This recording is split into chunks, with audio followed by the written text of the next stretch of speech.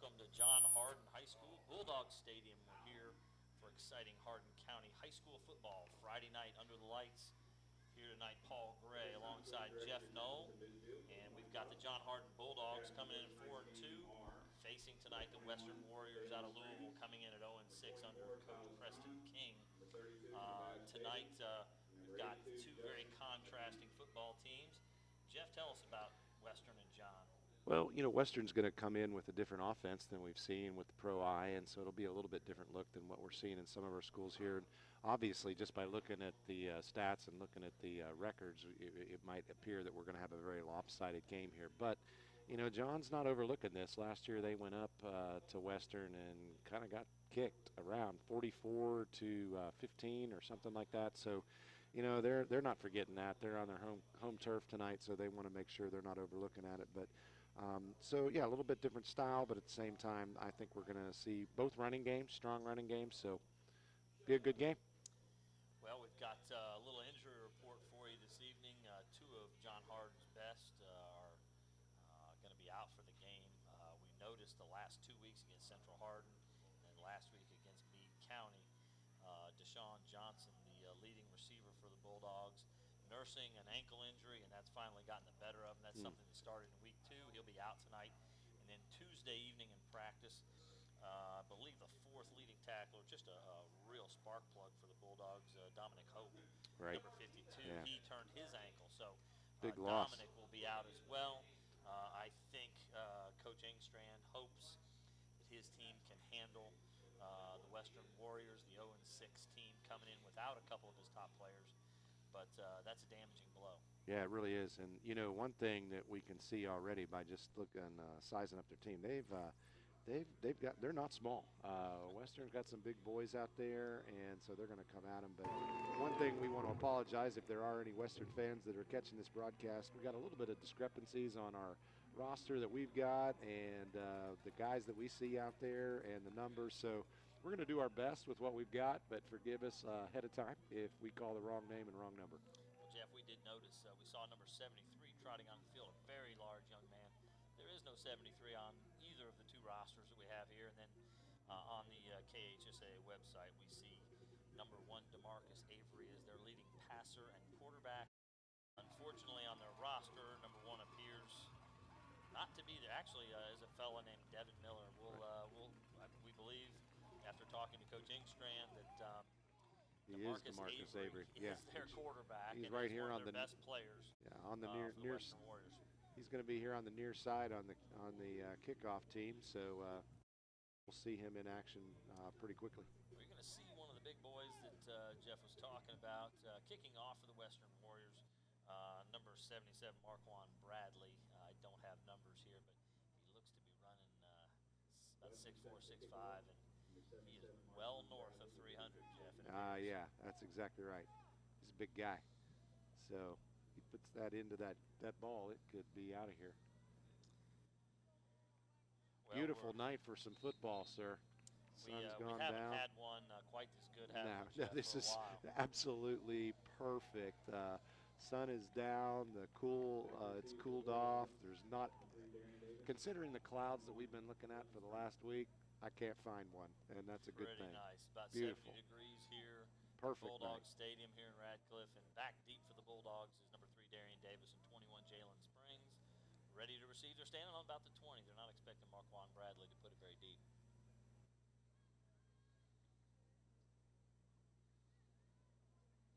Waiting for the chain crew to get set on the other sideline, ready to blow this game into action.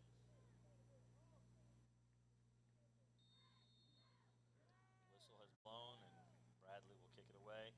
He's going to kick a low chopping kick, and number 26 for the Bulldogs.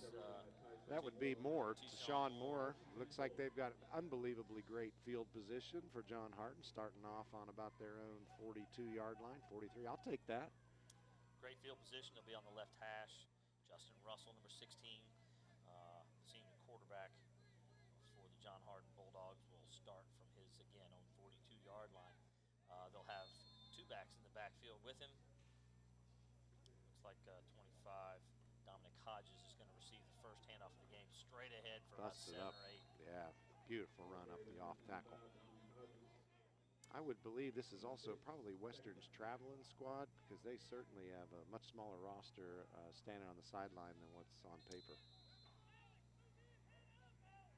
Second down and 3, almost the 50-yard. Tough snap.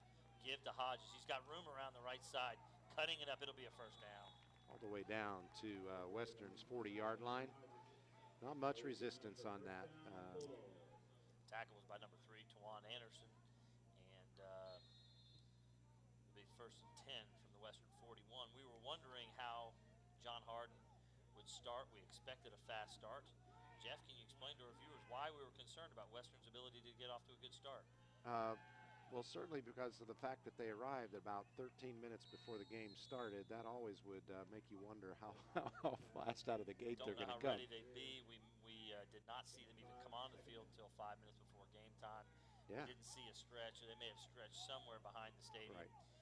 Good first down pickup, pass to Thomas Greer. It'll be 2nd and 5. Justin Russell's got trips to the right side. Glad it's a little cooler. Steps up and takes him down immediately on that pass. That would be DeMarcus Avery. DeMarcus Avery on the tackle. That's Shelby Gosnell on the catch, number 85. And they've hit a couple short passes. That's going to lead us with 3rd and 1. Always worry about injuries when you just don't have time to stretch and warm up like that. See how the Western Warriors respond. Quick screen to Darian Davis. Oh, knocked man, away. that was very close to being intercepted and taken to the house. He would have been absolutely. It looked like Curtis Gwynn, number 21, from outside linebacker, or actually from the cornerback position. Yeah. Coming up and making a big play. Saw the screen early and he was able to jump on it. Read it well. So that leaves us with a 4th and 1. The Bulldogs deep in the Western territory. They're going to go for it. Give inside Hope. Big hole, straight in. Cutting, weaving through traffic. Down to about the 11-yard line. He was one twist to the right away from going into the end zone. He just lost his balance, just spinning around and couldn't stay up. But other than that, I don't think he'd have been stopped. He did have one defender left, but that defender had his back to him. So that was Dominic Hodges on the carry. He's going to get it again on 1st and 10. Breaks it to the right. Down inside the 5-yard line. Well, it's obvious that they're right now in their running game, they are just having their way with the Western's defensive line. It's interesting, Jeff. Western's defensive line, all but one. Their nose guard is in a 3-point stance or 4-point stance. The rest of them are in a standing 2-point stance, which would make it a little more difficult. Good for pass rush maybe, but not very good for leverage and actually getting your hands on not at all. On a lineman. Although that time they busted through and absolutely brought him down in the back. You know, I mean, you can't defy at this level the bottom line rule, the low man wins. And if you're starting off standing up, you're pretty much giving up right then. There are situations where that might work out, but certainly not in a running game situation. Not that at all. time the left guard pulled and unblocked Warrior came right through to make a big tackle. It's going to be 3rd and 8. Give inside to Hodges again. Cuts to the left. He's got space into the end zone. He is in there for a touchdown. Beautiful. Dominic Hodges early. So right there was a perfect example because he went off tackle to the left and the defensive end just gave up literally because he was already standing. Easiest target to block is one that's already standing up waiting for you. I mean, it was nothing for the left tackle to just take him right out of the picture.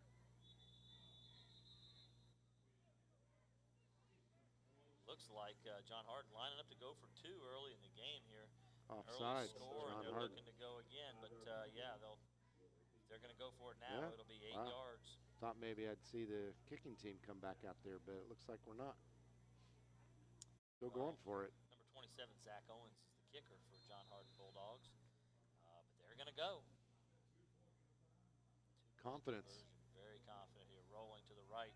He's got 11 career, but he's going to shoot it short to number 16. Just out about Bulldogs. the log. Not going to make it. No good. Going to get there. 6-0. Number 16, that was Justin Russell throwing. Who was the receiver there? 18. That was Andrew Davis. Yeah, Andrew Davis has 14 catches this year for 106 yards, but they needed 8. He got about 6 on the quick out. So it'll be 6-0. 9:20 to go in the first quarter. And Bulldogs on top early.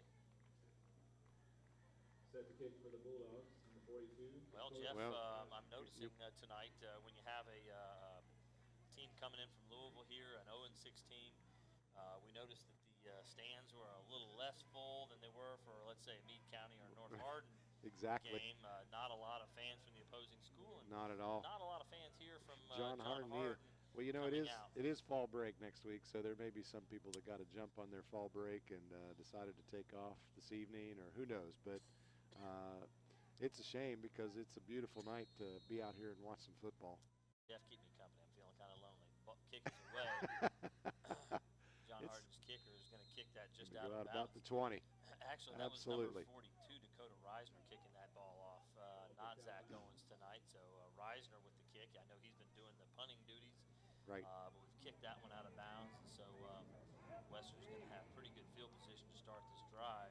I would say this, man, just as we see their offense unit come out here, number one, they've had a little bit of chance maybe to warm up and stretch a little bit, and maybe a little bit faster on the ball than their defense was. And, you know, John Hardin coach told us that they've got some big guys on their front line, and I would say there's a couple of those guys. They're some of the biggest guys we've seen this year. Big 74 there at left tackle, Larry Pearson. Goodness gracious, Jeff. I mean, that's a big kid. He's a big fella. I'm sure in this I formation power running game that they'll be trying to lean on Bulldogs tonight. And that's exactly where they go. Straight ahead. And so. And number 77, the Marquand Bradley. The kicker, and I would suspect he's listed on the roster as an offensive lineman. Coach here, I guess Coach King's going to go with a little bit of a gimmick in his offense here and put the biggest kid on the field at tailback. So when you have a number 77 in your backfield, do you have to designate him as a designated runner? Not runner, but if he were to go out into a pass pattern, you say, oh my land, he just ran over 4 Bulldogs for about a 4-yard gain. He's a lot of man to bring down. He's a load, and a couple of John Hardin Bulldogs were stumbling to their feet after that run. That'll bring up a 3rd and 4. That can wear out a defensive line pretty quickly when you're trying to bring down a 300-plus guy. Yeah, the leading rushers for the Warriors are normally number 3, Twan Anderson, and number 30, Greg Wilson. But I think they're going to forego those gentlemen and give the ball to the big kid. It's not always a bad idea in high school football. Yeah. Fumbled snap. The ball's on the ground. And so, John Hardin guys are motioning their way, but that's not surprising. See what we find after the pile gets up here. It is 4th down, so the Warriors retain the ball. Looks like we're going to have a punt. Well, you know, it's interesting because when you see a power eye like that, and typically you've got your big guy in the front, your fullback that's going to bust it open, and your fast man behind it, and we had exactly the opposite scenario in this. And it's a little bit different, Jeff. You're right. It's hard to figure what Coach King is going for here. But just looking for a gimmick to get his 0-16 going, it appears. The snap is back. The punt is away. It's a low line driving punt with a good bounce.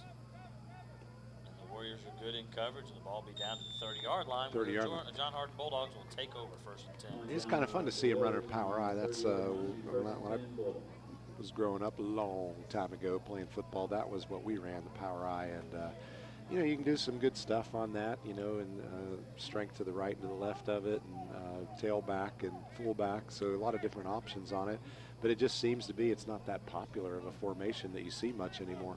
Well, that pro-eye formation with 2 wide receivers is one when I was coaching I used quite a bit. I like some of the options out of that, but 12 guys on the field.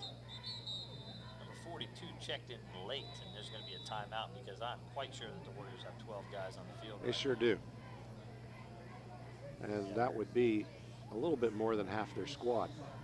Well, I was just counting that up when you mentioned it earlier, Jeff. I think this is their full squad. This isn't a travel squad. Is it really? I'm counting it up on the roster we have, and it is 34 kids 34 total. kids. It just looks. We don't know, Jeff. Maybe they don't dress freshmen, or could maybe be. this is all they've got. It may very well be. Just when you compare it to the John Hardin, you know, crew over here, it looks pretty small. But well, we'll see if maybe they can pull some things together. And but so far, you know, John Hardin is definitely going to dominate in this game at this point in time. Well, it's 6-0 with 7:22 to go in the first quarter. John Hardin's about to take over on downs here. I'll give you just a moment to thank our sponsors who make our broadcast possible by supporting Hardin County athletes and Hardin County students. We want to thank Brandenburg Telecom for providing services for all of your telecommunication needs. It'll be 16 Justin Russell at quarterback again, bringing the Bulldogs to the line of scrimmage. We've got a trips formation to the left in the shotgun, the typical shotgun formation that the Bulldogs like to run. Snap, give inside to Hodges again. They're getting a heavy dose of Hodges, but stopped that time. Yeah, brought down. Defense a little bit faster off the line on this one. Just don't see a lot of energy at this point in time, and they're going to have to pick that up unless they just want to be run over all night long. Well, that was a good tackle by number 42. Sure was. Who's not on the roster. There's no number 42 on the roster. So 42 makes the tackle. We've got screen to Darian Davis up the left side. There's a couple of big Bobbles linemen it, out but in hangs front. on, and beautiful. Good gain of about 15 yards. That'll be a 1st and 10. Very nice. Bulldogs. He bobbled that for about 3 or 4 yards, but was able to bring it in before he got hit. So able to hang on. Nice run. Good play. Well, we see the screen game of the Bulldogs, which is a big part of their Absolutely. Their offense being effective this evening. So 4 wide receivers. Give is inside to Jalen Springs, 21 this time for about a 5-yard gain, maybe 4. Into the Western Warriors territory, down to about the 40. Oh, looks like it's right on the 50. Spot it right at midfield, and they're on the left hash here. Quickly to the line of scrimmage, getting ready again. Russell will take the snap. Looking to his right. He's got a Quick man throw to all by 15. himself. Catch. Down to the 20-yard line, about the 19. Beautiful. Beautiful. He had him beat by at least 2 steps. Nice Nelson, pass. 15, just ran a simple seam route, ran right by the safety. The safety didn't really have his eyes. It didn't appear in the right place. Right. Was not, didn't have his eyes on the number 2 receiver right in front of him. So 1st and 10. Russell dropped it right in there. Russell not this faked. time. Oh my goodness, he's got a lot of space. Barely dragged down at the last second. It looks like it was one to Marcus Avery who made the tackle. Beautiful fake. Faked me out. Well, it was interesting because he faked out the Western front so badly that all their backs were to him. They were chasing the running back. Absolutely. It was a Opposite great direction. fake. I think that's the best fake I've seen all year. It's awesome. 1st and goal from the 7. Bulldogs give inside to Springs. He springs Nice loose. move, and he's in for the touchdown, I do believe. Beautiful running. Made a couple of tacklers miss, and Bulldogs early jumping on the Western Warriors. 2 possessions, 2 touchdowns. Any coach will take that any day of the week. It's a good average on scoring offense. And they'll go for 2 again. Again, it's 12-0 at this point with 5:50 to go in the first quarter. Need to even out that score. Trying to get to 14 here. Trips to the left. Give inside to Springs. He's going to cut to the left. He's not going to make Not it. successful. No, not at all. Well, they move it pretty well, but really struggling with that 2-point conversion tonight. But other than that, John Hardin owns this game tonight. That was number So 3. let's- Yeah, it was number 3, Tawan Anderson on the tackle. Jeff? Just want to take an opportunity to, again, thank our sponsors, Physical Therapy Associates, more personal attention for more effective results. With locations in E-Town, Hodgenville, Radcliffe, Brandenburg, Bardstown, and Louisville, online at physicaltherapyky.com. Ryan Harris, RE/MAX Premier Properties, for all of your real estate needs. So contact Ryan at 270-723-4626, and he'll get the job done. Bluegrass Cellular, offering the most affordable unlimited plan anywhere, where wireless works. Visit us at bluegrasscellular.com. E-Town Exterminating, 737-6900. West Point Bank, 5 offices located in E-Town, Radcliffe, Upton, Glendale, and West Point. Well, again, Dakota Reisner, number 42, back to kick. Kick is away. It's a low line driving kick, taking a bounce. It's picked up at about 10-yard line, and he's going to make it up to about the 25, but no further than that. Looked like 25, Dominic Hodges, 6, Xavier Boone on the tackle, and they won't get much on that return. Let's see if Western's able to muster a little bit of offense here. Looks like once again they're going with similar pattern or similar offense to what they had before. With Marquand Bradley, 6'5", listed at 6'5", 330. He's listed as a center on their roster, and I played center, but they never did let me run the ball, man. Huh. Imagine that. What is wrong with those guys? Well, we're going to see we're changing it up interesting now. things. It looks like maybe Tawan Anderson, their normal tailback, He's back in. is deep. Ball fumbled on the snap. Oh, man. Beautiful. Number 15 for John Hardin, busted in that left side and just took him down. That's Trevor Nelson, another fumbled snap by the quarterback for Weston. They're really struggling to get the exchange.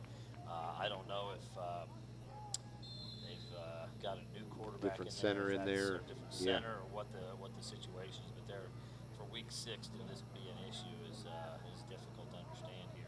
They've got an overbalanced line. Only one lineman to the left, 5 to the right. They're going to give to the tailback off the right side. He fumbles, picks it back up. He was facing a second and about 18, and it looks like he picked up maybe 5 or 6 there, had some space. Very fortunate to be able to pick that ball up off the carpet after it's rolled a couple yards. Yeah, just a lot of inconsistencies here. I do not understand that strong side to the right. But they went after it on the strong side of the field, able to pick up a few yards. Yeah. It could have been a lot more, Jeff, if the had not fumbled it. Yeah, dropped it on the ground and had to stop to pick it up. Yeah, absolutely. Balance 9 now. Yeah, a little bit more of a traditional looking set, but they'll be in the shotgun this time. Looks like they're not sure who's going to line up where. Looks like number 13 is in at quarterback, I think, or is that number 15?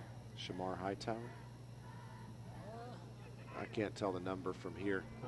The gold letters are just not. They don't pop on the white uniform. No, they do not. Not from this angle.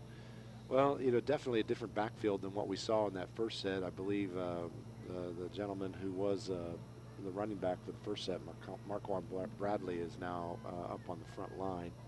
And, you switch your centers from your first series to your second series, you're going to have issues sometimes unless you've practiced that.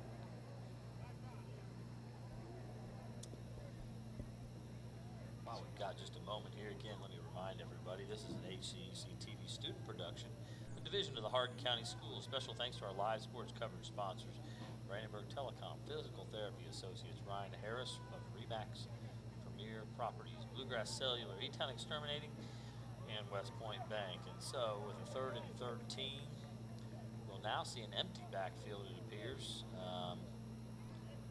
And they're short a guy. Western, after calling a timeout, is now short. The back is checking into the lineup here. We've got trips to the left. New quarterback will receive it. Throw a good strike on a quick screen. That was a nice number pass. 3. That is Tawan Anderson. That was a beautiful pass. One of their best players, Tawan Anderson. They're able to get him the football in that situation, but not able to pick up gain him much about on it. 6 or 5, Yeah. but they were in 3rd and 14, so that'll bring up a It was 4th actually and 9. probably the best looking play so far we've seen from scrimmage. I couldn't tell who the quarterback was, what the number was. Jeff. We're really struggling with that tonight. We are apologies, but nothing's matching what we have up here on paper. And the ability to actually see them. So they're in punt formation. The Warriors. Difficult. Oh, and it is blocked and picked out on the air. 15. Trevor Nelson will score for Touchdown the Bulldogs. for the Bulldogs. Just when you think something else can't go wrong, that happens and takes it to another level. Jeff, let me just say that was something I saw the first couple of the first punt. The Warriors, the snap is just so slow getting back. Well, when your snap has an arch on it, that's never a good thing. That's not a good sign, and their punter's just kind of waiting, and then he's not getting it out very quick. Yeah. If it's going to be that slow, and he's only about 10 yards from the ball. He's 12 13. Everything about that is not right. Everything is off. Obviously, they don't have a long snapper. Well, again, John Hardin is going to go for 2, and Western cannot get a defense on the field. They don't know who is supposed to be in the game, and that's going to be a flag on the Warriors because the fellow who was trying to get off the field Did not didn't get off muscle in time. The field in time. They'll have too many men on the field. Coach's nightmare, my friend.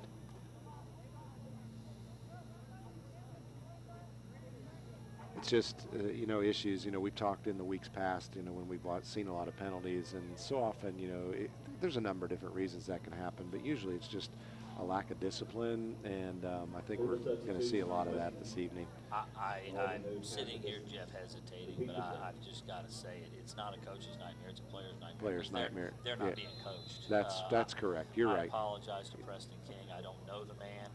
I know he's done some good things. Emmanuel, as a defensive coordinator, but there's no coaching. He calls for the defense, and guys don't know who's supposed to be on the field. Yeah, that's just. They're not. Their punter's not at the right depth. They've lined up in every different formation you can think of, and so they obviously, Jeff, don't have an offense. They're trying little ticky-tack things to see if they can get a yard or two. Whereas if you discipline kids and they know what you're going to do and they work on it week in, week out, like John Hardin does with their spread offense, or like Meade County last week that we saw does with their wing T offense. Right.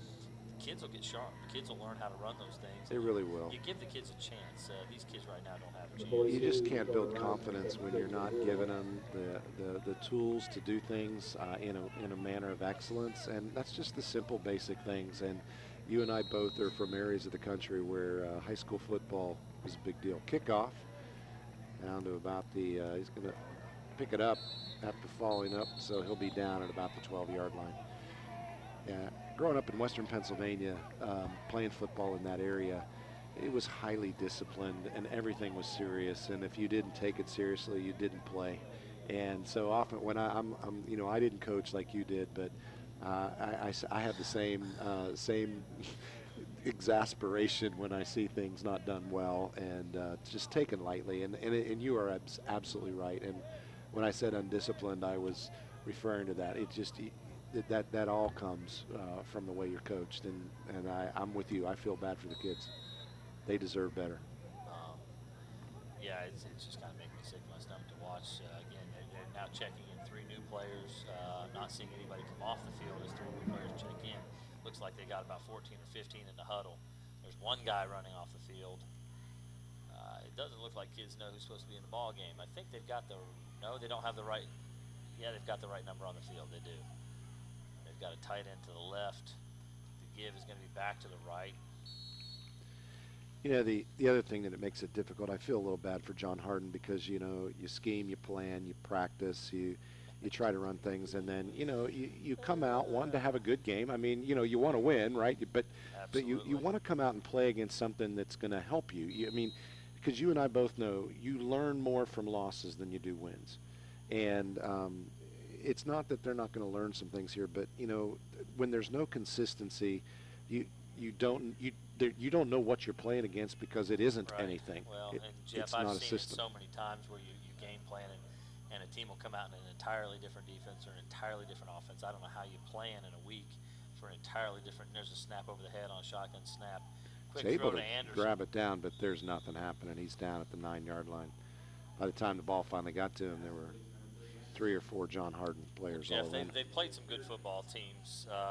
The Western Warriors have played Louisville Central, who's one of the top 4 or 5 teams in the state. It's a smaller division school, but they've won so many state championships. They've played Manual and Male, so they've got a really difficult schedule they've played. And we thought maybe they're just struggling against really good opponents because they're playing really good opponents week in and week out. But that's not the case. But they've only put 21 points on the board, and I think as an audience, you guys are seeing why they're not putting up the points and the yardage you might expect. So,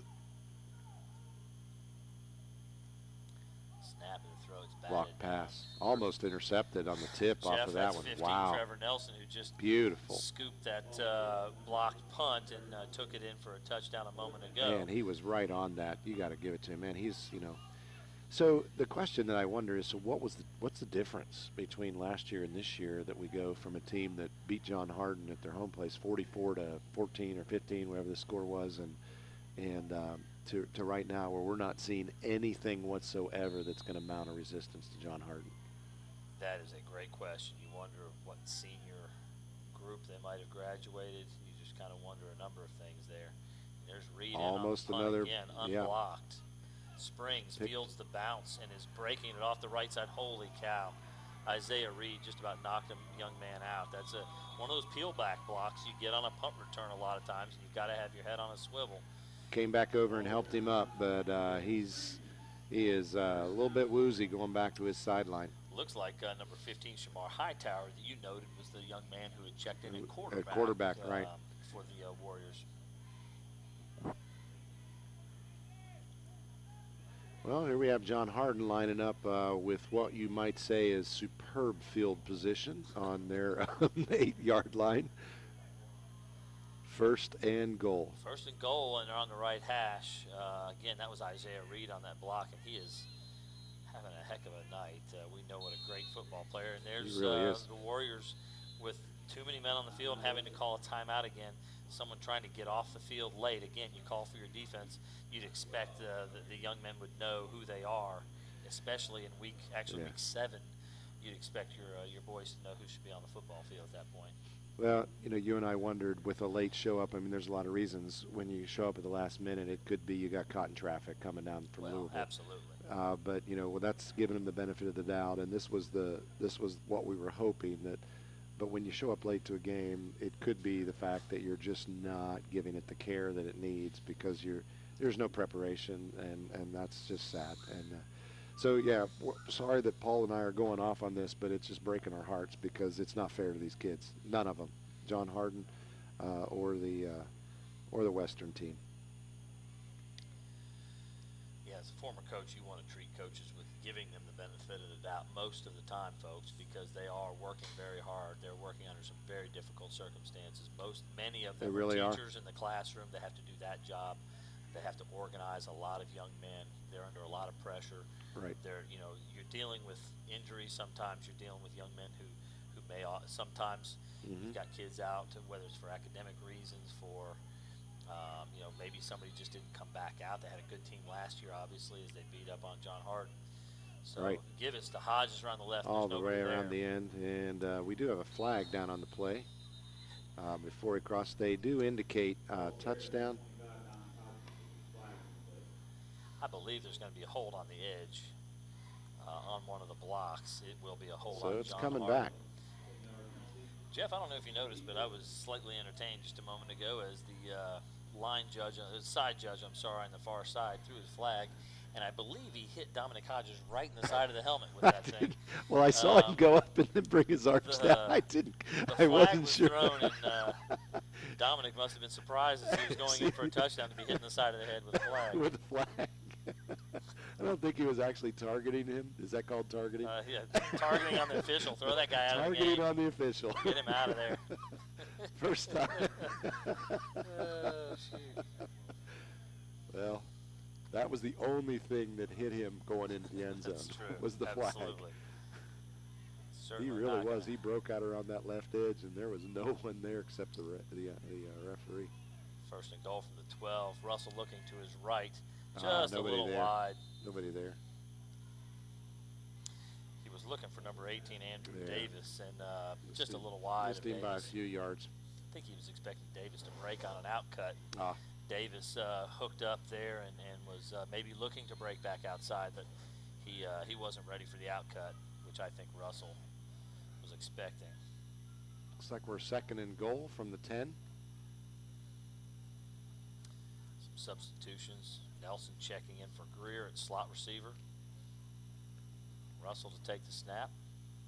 Looking to his right to the trip side. Throwing a little high. Oh! Ooh, went through about 3 defenders' arms after it was tipped. A little bit of a high throw, and those are dangerous because anytime that goes through your receiver's hands, there's usually a DB back there waiting for it.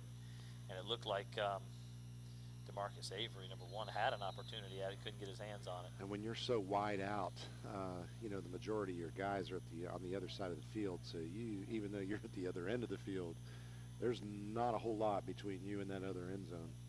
3rd and 10. Give to Davis. He's going to cut it back. Actually, that's not Davis. That's Hill, number 2. Yeah, that would be Marquise Hill, or Kelly Hill. Markelius, yeah. Hill. Kelly Hill, yeah. Beautiful. Good run. It was 2. I thought it was 3 Darian Davis, but it was 2 in the jet motion, looking for the jet sweep, but he saw something inside and cut it back. Cut it right back up and took it in. Beautiful. So they'll go for 2 again. 24 to nothing. Jeff, looking for that 26. Yeah, we talked to Chris Engstrom before the game and talked about some injuries. Nice. I believe he's got it. Catch. Beautiful Darian catch. He has pulled one down. But talking to Coach Engstrom, we talked about the injury to Johnson. We talked about the injury to Dominic Hope. But I have not seen Zach Owens tonight, and he's their normal kicker and field goal extra point guy. Maybe they don't have, and Dakota Reisner, who's doing the kicking duties on the kickoffs, is their normal punter.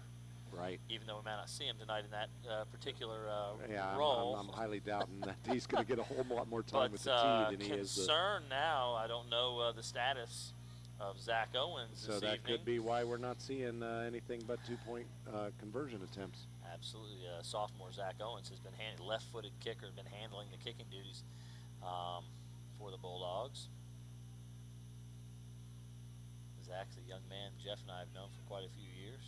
Good kid. Zach Owens, yeah. Kickoff now, Dakota Reisner, end over end, toe bash style kicking. Ball is mishandled. Knocked out of bounds at about the 28-yard line. But it was definitely touched before it went out, so no penalty on that one.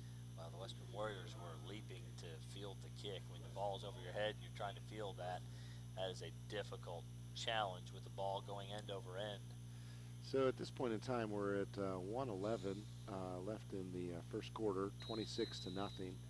And you know that 35-point spread is when we see the moving clock, the fast clock. So we may get there pretty quickly, sir. Well, we were venturing a guess earlier tonight before the game, Jeff and I, about whether or not we'd see a running clock. And I think Jeff's guess was, oh, my land. Oh, wow.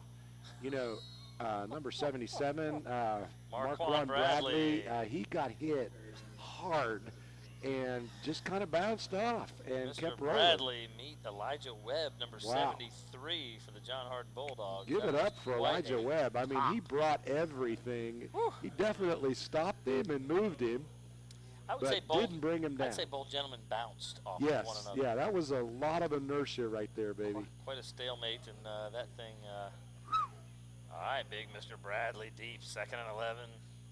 The big tailback's going to get it again. You know, oh, my Landry. Oh, my goodness, look out. He is moving. Josh Garrett, watch out. So that is their offense. And right there, and if I'm coach, I'm staying with that all night long. Eventually, 15-yard carry, Jeff, for the big fella. I would like to say it was fast, but it wasn't. But it was effective. Well, wow, that was. Oh, he's tired. He's coming off the field now. But, you know, one of the funniest things I've seen just then is safety Josh Garrett, number 4, an excellent safety, but he can't weigh 175, 180. Yeah, that was and he was mismatch. staring at 350. First down for the Warriors, and they're going to give to Tamon Anderson. Oh, not this time, there. baby. Not this time. That's what's called a host of Bulldogs making the tackle. Yes, absolutely. Bringing them down. Looked like Elijah Webb was the first one there, but the end of one. Well, we've seen a Bulldogs. little bit of offense on this last field, and you know, hey, if you got something that's working, whether it's unconventional or not, you know, stay with it. And I believe we're going to see number 77, Marquand Bradley, with the ball a little bit more. Well, that gives us 26 for the home-standing John Hardin Bulldogs, 0 for the Western Warriors, and that is the end of one. So let's take an opportunity to thank our sponsors. Once again, so thankful for Physical Therapy Associates. More personal attention for more effective results with locations in E-Town, Hodgenville, Radcliffe, Brandenburg, Bardstown, and Louisville. Online at physicaltherapyky.com. West Point Bank has 5 offices located in E-Town, Radcliffe, Upton, Glendale, and West Point. Find us online at westpointbank.com. Let us help make life simpler. West Point Bank. Hometown banking made simple, and E-Town Exterminating. 737-6900 or online at mugabug.com. Bluegrass Cellular, offering the most affordable unlimited plan anywhere where wireless works. Visit us at bluegrasscellular.com. Ryan Harris of RE/MAX Premier Properties for all of your real estate needs. Contact Ryan at 270-723-4626, and he'll get the job done. So I'm having visions of Refrigerator Perry. That's right. We've got the Taking fridge us back. playing Got the tonight. fridge, and so at this point in time, I'm not going to say Marquand. It's just the fridge in the back. The fridge is deep right now, and the ball is on the ground. And number 1, oh my land. He is chased and finally brought down. That's number 1, DeMarcus Avery, back at quarterback. He fumbles the snap for, I think, the 4th time this evening. Yeah. And picked it up, and instead of maybe just taking the 2 or 3 yard loss, runs Cut back in the opposite direction for about a 12-yard loss. That'll bring up 3rd and 22. No holding penalties on that, which a lot of times when you see a quarterback do that, but that wasn't happening this time. I think by that point in time, John Hardin defenders had already blown by the offensive lineman. Well, he does not have any time, so the fumbling just can't keep up because he's got no time. He's got to get that ball and get it off. So straight snap. Going wildcat to the fridge. Oh goodness! Bradley's going to throw. He's got a completion. The pass. Number 21. He's breaking open. Number 21, Curtis Gwynn on the catch for about an 18 to 19 yard gain. I got to tell you, Paul, that was a beautiful play right there. Marquand Bradley, the fridge. He can with do the it pass. all. He kicks and he runs and he passes. Well, they shifted the fullback and the quarterback out from in front of him and direct snapped the ball. And he takes the snap and they throw the football. The difference in size between Marquand Bradley. Same formation again. The quarterback to the it. left and the wildcat. He's running through defenders for a 7-yard gain. The fridge. He's got the right number, 77, running for 7. He probably average about 7 yards a carry on that because it takes, it's not that he's going to kill them with speed, but man, he is going to wear those guys out. 6 or 7 yard gain. It's 2nd and 4 roughly, and big fella may tire out. That's there are those times when I played a little bit of defense, and if you see a big guy like that running, if he happens to get a full head of steam, you're just standing there thinking, is it worth it? Is it, well, he is not in the game at this point. He may be receiving oxygen on the sideline. We've got the I formation and a fumbled snap. Shocking turn of events. Jeff, I don't know. That ball looked like, I'm not sure who was under center there. They've switched quarterbacks at least 3 times this evening, but that ball didn't even look like it hit the hands of the quarterback. It was to the right of him that time. So, again, the center quarterback exchange, it could be a lot of the center. It could be we don't know what's going on. If you don't have consistency at that is the foundational handoff that every play has to start with. And absolutely. If there's no consistency there, you're not doing anything. Well, that's 3rd and 10 after they had it down to a 2nd and 4. They're back to 3rd and 10 again. That snap didn't even hit the quarterback's hands. It was to the right of the quarterback. The give is off the right side. 15 Trevor Nelson there. Couldn't make the tackle. But quickly, number 50, that is Cameron. Number 50 is Cameron Brown, and he makes the tackle, the 2nd man there for the Bulldogs. That'll bring up a 4th and 12, and, well, that'll bring up a punt for the Western Warriors. The Western coach is not happy about something. I don't know what somebody didn't do, but whatever it was, and we've got about 4 or 5 of them that are just not wanting to get off the field, and they're going to get a penalty if they don't move a little quicker. Barely getting off the field, walking off. 8:33 to go. My goodness, straight up in the air snap. Punter does a great job to get the ball away. How did he punt that? Fantastic. Picked up by John Hardin. Brought down about 30. Wow. I literally thought that he was just going to pick the ball up and try to run it. That was a little bit more like a quick kick, With the pressure he's been getting, I think that was one reason, but a terrible snap. But I will say this, I have a feeling, and I'm just thankful for Chris Engstrand and what he's doing there. I didn't see a rush. Had there been a rush, he may have backed off a Right. little bit on that particular situation anyway. No rush. And mentioning that about the quick kick, we'll come back in a second to that. They don't have 11 men on the field again. They've got 10 out there right now, I believe. Good tackle by number 3, Tawan Anderson. Obviously, that's a good football player. Number 3, he's played running back. He's made a number of. He's been the one name I've called on the defensive side on a lot of plays. And here comes a Western Warrior onto the field. They played that play with 10 players, and they're not lined up and they're not even Going looking in the deep. right direction. Darian Davis He's got wide him open. wide open, but he drops the ball on about their own 30. He had definitely had his man beat by about 10 yards by the time the ball got there. But Russell got it to him, but it was a little bit high, which allowed the coverage man to get back to him by the time the ball got there, but just couldn't hang on to it. Well, again, Jeff, we don't know the circumstances that are going on with Western. If they have maybe short some players or what's actually going on. Right. But they're now substituting one man coming off and one coming back in onto the field. But again, very disorganized there, not getting guys on or off the field. There's another throw down the field, opportunity for Avery to make the pick. Now I'm starting to wonder there, Jeff. That could have been number 4, Jamontre Roberts. They're number 1 and they're number 4. The number on the jersey looks almost exactly the same. It's hard to tell. That could have been 4 Jamontre Roberts on the coverage. He is listed as a quarterback and a D-back, which he's doing those. So the 1 and the 4 are kind of looking pretty similar, and it's hard to tell. But I think that's Roberts' 4 at corner here. You are exactly right. We've seen Avery and we've seen Roberts, I think, at quarterback, along with there's a screen for the Bulldogs.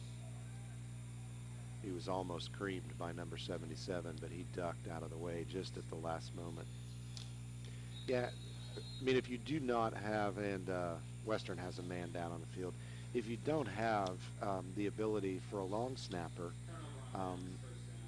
it would seem to me that you're better off just to line up for a quick kick, to look like you're going to do a shotgun and then just go ahead and do your quick kick each time. I mean, given the success that they've not had and the opportunity, to be blocked each time, just line up for a quick kick. Line up as a shotgun and just boom, go with it. Don't even try to, assume that you're going to do a punt. I mean, that's just dangerous because, it's so easy to get your players hurt on a block punt. I mean, just too much can happen. Well, we've seen John Hardin here go for it on 4th down, and they've been stopped. They threw the ball on 3 consecutive downs and were not able to complete, except for that 4th down play there on a short completion on a screen pass to number 80. And if number 80 is your young man, I apologize. We do not have him on either of our rosters for John Hardin, if you can believe that. We'll find out before at halftime who number 80 is for the Bulldogs, but he's not listed. So if that is your baby, if that is your cousin, if that is your brother, I apologize. But a good catch and nice run for about 3 or 4 yards. But the Western Warriors were there and ready for him on 4th down and 10 just then. Had a couple opportunities to hit some deep balls. Yep. Didn't hit them, Jeff. Absolutely, and thought maybe especially the one was going to go through, and it did hit him, and he definitely had the opportunity but just couldn't hang on to it. Well, I really feel like this is probably Jamontre Roberts, and he's now in motion to the right, and they'll direct snap it to the fridge, Marquand Bradley. Takes it up around the left side, gets a couple of yards, but is brought down. Tell you got to hand it to the John Hardin defensive line because that is just that's just a lot of guy to bring down. And when there's a little bit of momentum there, and you got to do that more than once now, that can wear on you. Well, you're seeing a lot of guys get there too. You're seeing a lot of, because he's not the quickest young man. You're seeing a lot of the Bulldogs getting there and run to the ball and have an opportunity there. So it will be Roberts, I believe, number 4 under center here. He's going to go in motion. There'll be direct snap to Bradley again. He's looking down the field. He had Roberts open down the middle, but tries to throw to the right. He had 6 right down the middle. He did not look off the other one, but yeah, he was wide open down the middle. I'm not sure which number that was, but he was absolutely. Was it Roberts? It was Roberts. Open? Yeah, Jeff. He had gone in motion from the quarterback position and was open down the seam. There was a safety in the area, but he had an opening there. And we see Twan Anderson coming over to the coach, the running back for the Warriors. It looks like he's getting the play call. Looks like that's their kind of do-it-all young man. He's making a lot of plays on defense. The coach is giving him the call. Yep. He's at running back. Number 3 there. Love to see him. And now we're confused. We've got 2 men in motion at the same time. There's going to be a flag. So on 3rd and 7, maybe with an opportunity here within 2-down territory, on the John Hardin 29-yard line, that penalty will take it back 5 yards for 2 men in motion. The last thing they need to be is behind the sticks. you got a little bit of. The coach is certainly doing quite a bit of coaching from the sideline. I hear him saying that they are killing him, but the preparation is killing me and what we're looking at. Bradley looking down the field, throws the ball. Oh, right through two John Hardin defenders' hands. Number 4, Josh Garrett was there, along with number 10, Willie Johnson, in coverage, and wasn't much open there for Marquand to throw the ball. Wasn't a terrible throw, but just nothing really open down the field there. And that'll bring up a 4th and 13. He got it away just before he got hit. Well, much like your beloved Ben Roethlisberger, it may take more than one guy to bring him down. This is for sure. He may be able to stand and throw with a couple of young Bulldogs hanging off his legs. So yes. He can hang in there in the pocket for a little longer than other guys. Nothing more true than that, sir. All right, it's going to be Bradley in the shotgun with Anderson behind him. He's looking to throw the ball again. Oh, Scrambling. Quarterback draw for the big fella. And it's a good pickup of about 6 yards, but they needed about 13. Who was the last John Hardin man I he don't ran know. over? Boy, They're just literally bouncing off of him. He's a big guy.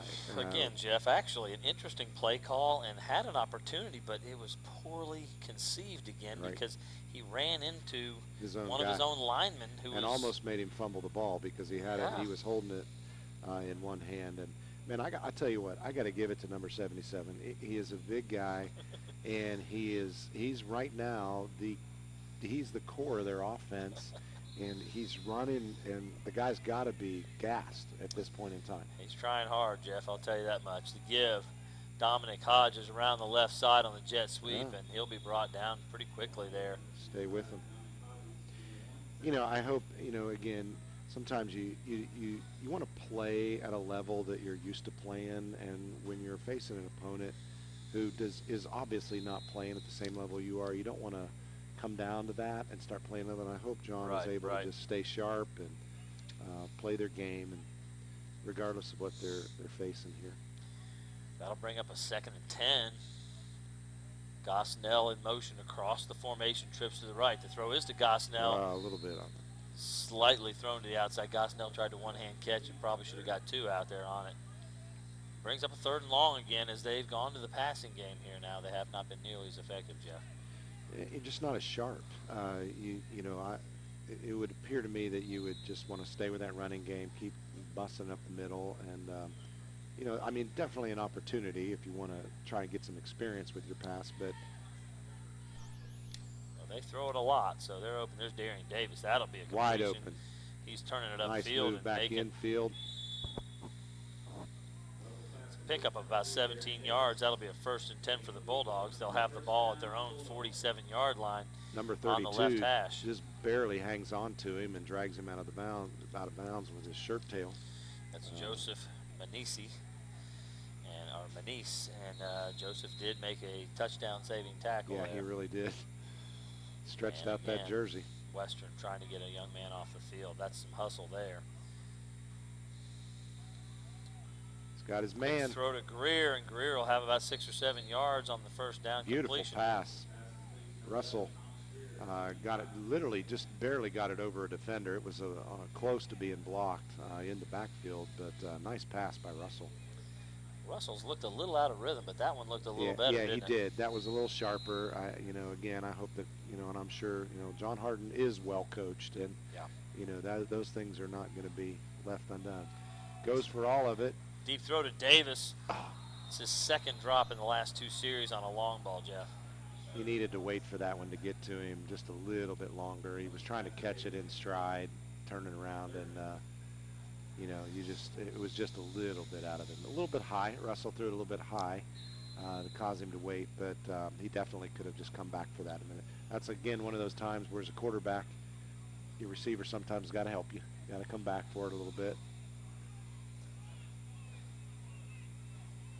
I don't know if Davis isn't wondering what's going on when he's out there by himself. Well, there's Hodges with the ball, and he's down immediately for about a 5-yard loss. 2 or 3 that busted through the line for Western, and they were in there to bring that down. So that was 21 Ginn on the tackle, or Gwynn on the tackle.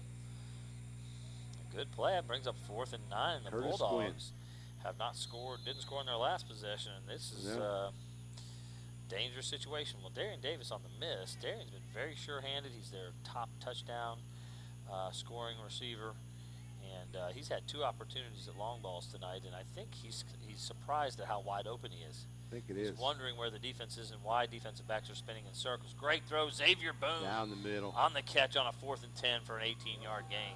I'm just kind of going out on a limb here and believing that regardless of what the situation is, it's a 4-down territory for John Hardin all night long. I think they're just going to go ahead and go. They're up. By the way, Six Boone has been a defensive player all year, and coach is starting to use him on the offensive side of the ball. Well, he's since a we've playmaker. lost Deshaun, gives him an opportunity to break in a little bit. And another one of our safeties, Josh Garrett for the Bulldogs, out at receiver now and making a good catch on a hitch route. Nice pickup. So that'll bring up 2nd and 4 from the right hash. There's a flag down. It's over on the John Hardin side. Not sure what the laundry's all about over here. It seemed to come out kind of late. It appears he's picking it up. Oh no, they did call.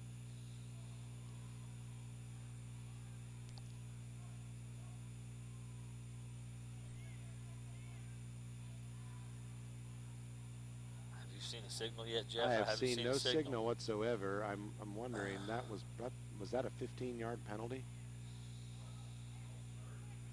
Well, it's going to bring up a 1st and 15, so they're going a 5-yard penalty here. And I had they'll no wind idea the what clock. that was There was no signal whatsoever as to what that big was. blitz, and oh my goodness, the perfect, great play. Beautiful Perfect read. call against the blitz is the screen, Absolutely, Jeff. But it was, but he read it well. The defender, that would be number 10 for Western, would be Keontrell Minor. Keontrell Minor, and picked that up and read it well.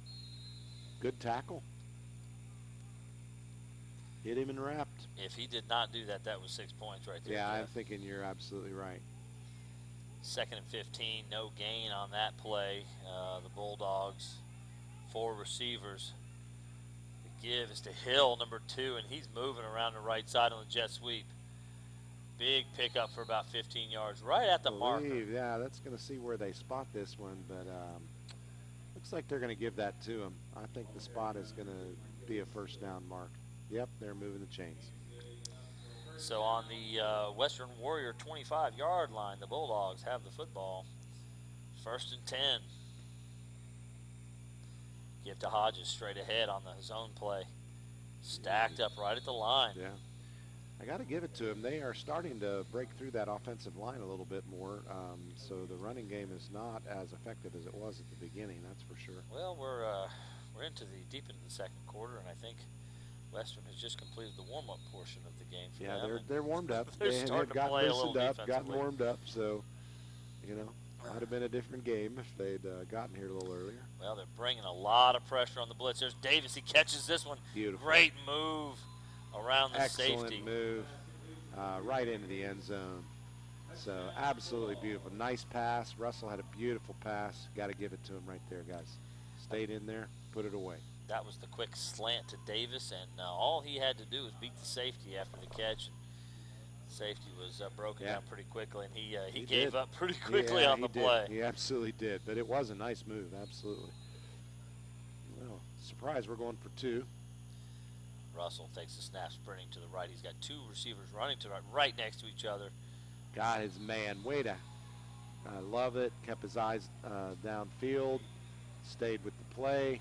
Beautiful pass. Nice. Got to give it to, and I'm not sure which one caught that. That would be number 80. Number 80, who we don't know who that is. He's not on the roster, on either roster. So number 80 picks up a 2-point conversion. Nice job, 80. Nice job. Go 80. Number 80. Well, there we have it, folks. 34. We are 1 point away from a moving clock. Well, it's 2nd quarter, 2:41 left in the half. So we'll just take a moment to thank our sponsors again.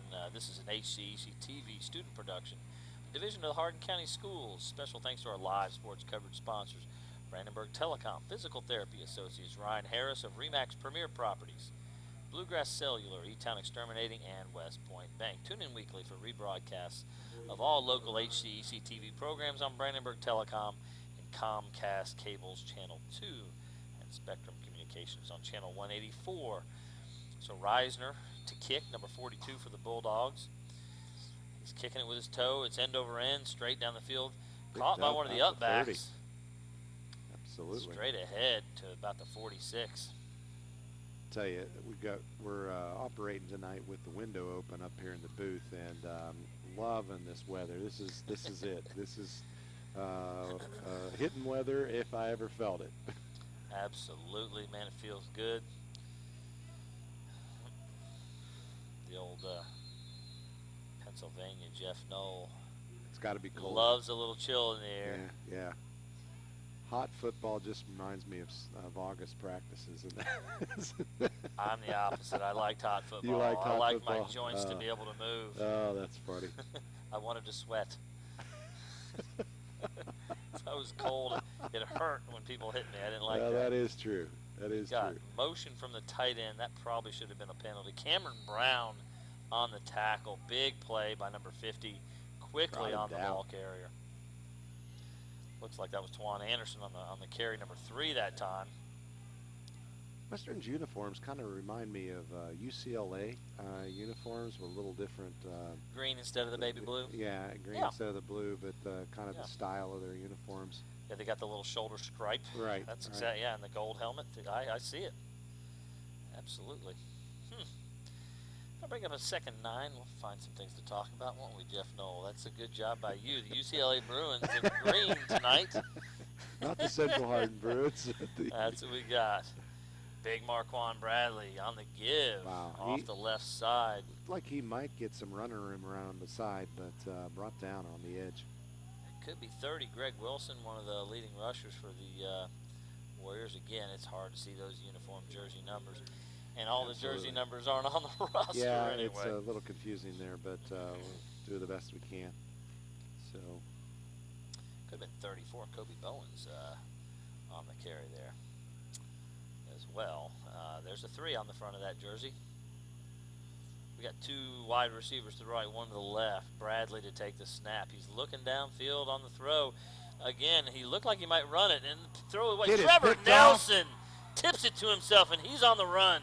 Down the left sideline. Navash Daly runs beside him, celebrating in the end zone. Big 6, sir. Well, Bradley tried to throw like a screen to the right, just to an outlet receiver, and Nelson tipped it up in the air, tipped it again, caught it, kept his balance, and went to the house. What a catch. It was a beautiful catch. He tipped that up 2 or 3 times, and I'm thinking, is he going to get it? Is he going to get it? Finally brings her down, but beautiful. Got to hand it to him for staying, hanging with the ball, keeping his eyes focused on it, and not going down. He was able to keep his balance while he's twisting around and then turn and run. So, folks, this may not be the most exciting game in the history of football here, but you've just seen something you don't see very often. Trevor Nelson has now run back a pick 6 and picked up a blocked punt to score as well. He's going to have some interesting stats on the odd ways. So we have a cycle in baseball. What is the cycle in football? I guess he has to catch one, run for one, and then throw one. Throw for one. He's got 5 different ways. He's already scored. Do that. Well, we're in for 2-point conversion, so what we do know is this: when we come back in the second half, it will be a running clock, and so hang on, folks, because that will go fast. If that's not been your experience before, but yeah, I mean, definitely, you got these opportunities that you might see some different things happen tonight. And as I was thinking about that, I mentioned Refrigerator Perry, but then my mind started switching as I'm watching Marquand Bradley back there at quarterback, reminding me a little bit more of the UK quarterback, Jared Lorenzen. Jared Lorenzen, and is a big guy back there. I mean, the hefty lefty, yes, Jeff. Dude, the boy, I'm telling you what, the boy could throw the ball 85 yards on his knees, I think. Yeah. Could absolutely heave that ball. Jared Lorenzen was a friend of mine in my Northern Kentucky days. A low squibbing kick, and it's still on the ground, and it's loose. And it's the John Bulldogs Hardin are ball. on it. That is John Hardin ball. Well, John Hardin's kicking the ball squib kicks tonight, and they don't. I don't think they have their first kicker here tonight. And it looks like, well, they're going to give the ball to Western Warriors. I didn't see a Western player on the football. Not really sure what's up with that, and everyone on there except for that official thought that it was John Hardin's ball.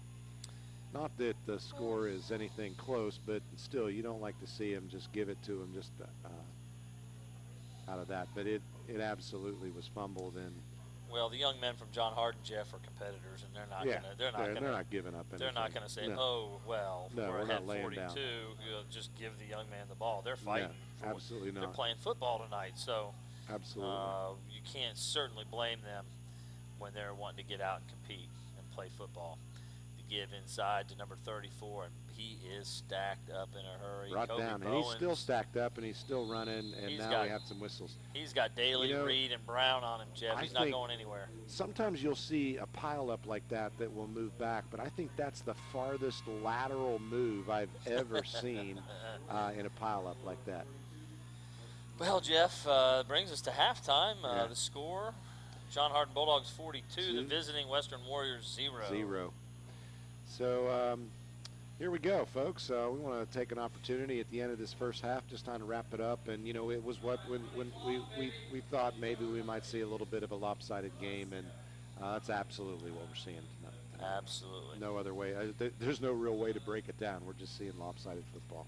Well, that'll be the end of the first half, and we'll see you back at the beginning of the second half in just about 15 minutes. See you later.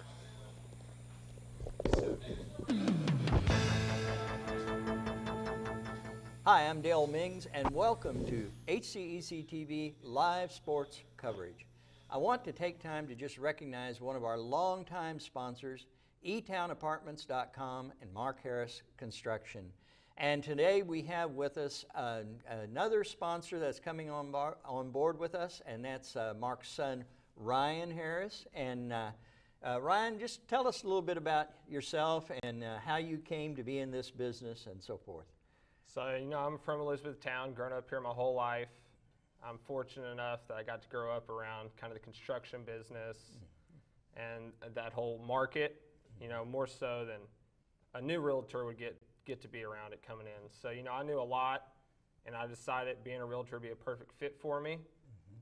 And that's just kind of how I got into it. You know, I interned my junior year, the summer after my junior year at Bellarmine at a real estate place. And I fell in love with it, and it's just a perfect fit for me. So Ryan, tell us a little bit more about the focus of your business. Is this mostly the Elizabethtown area, Hardin County? What is it? So yeah, so my brokerage that I'm a part of, it's out of Louisville, but I'm in E-Town 3, 4, 5 days a week. So my emphasis is Louisville, Hardin County, Elizabethtown, and anything kind of close by there. I'm helping people in Taylorsville right now, helping people out in Cecilia. You know, I'm helping really where anybody needs me, just trying to figure out what their needs are in that area and how that market fits their needs.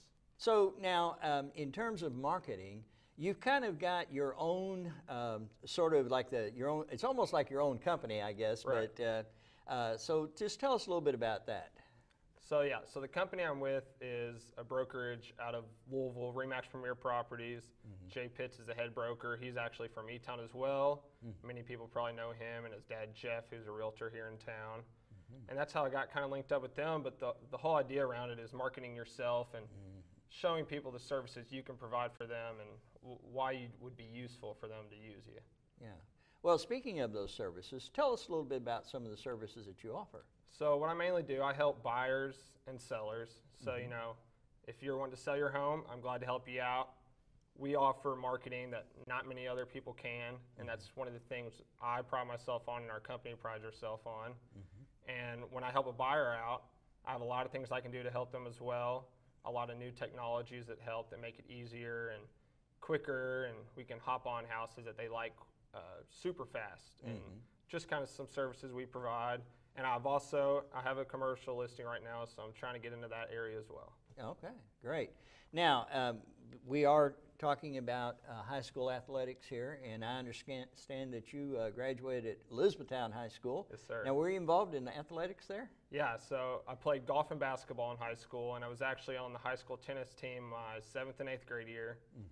I grew up playing every sport you can imagine. Okay. I mean, name it and I've played it. All right. What I think is so special about high school sports. Yeah, I can hear you. Can you hear me? You know, it kind of molds who you are, your Good. friends.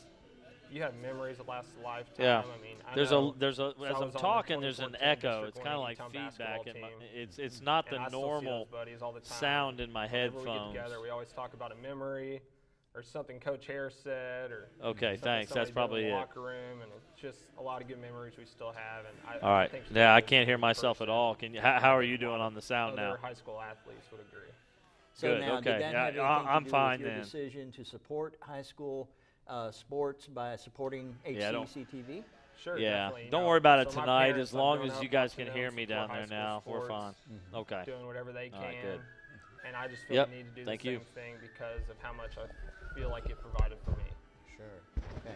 And we appreciate you. We appreciate your dad and his sister, Thank you. the whole family, and all they've done for us all these years, and look forward to this new relationship, and welcome on board. Thanks, I'm excited for it. Great.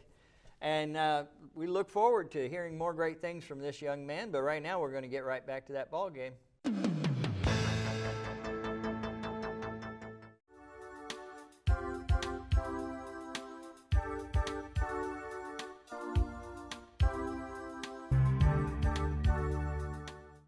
Hi, I'm Dale Mings. Welcome to HCEC-TV live sports coverage.